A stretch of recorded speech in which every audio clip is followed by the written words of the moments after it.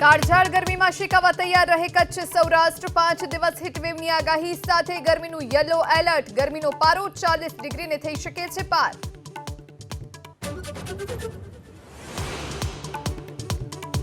29 માર્ચે રજાના દિવસે પણ રાજ્યની સબ રજિસ્ટ્રાર કચેરીમાં થઈ શકશે દસ્તાવેજ નોંધણી માર્ચ એન્ડિંગના કારણે કામગીરી વધતા વિભાગનો નિર્ણય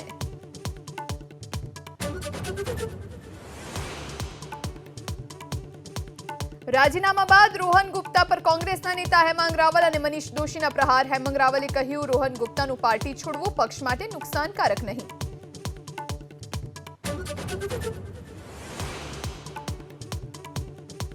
રાજકોટ બેઠક પર ઉમેદવારને લઈ કોંગ્રેસમાં કોકડું ગૂંચવાયું હેમાંગ વસાવડાએ ચૂંટણી લડવા વ્યક્ત કરી ઈચ્છા તો પરેશ ધાનાણીએ રાજકોટથી ચૂંટણી લડવા કર્યો ઇનકાર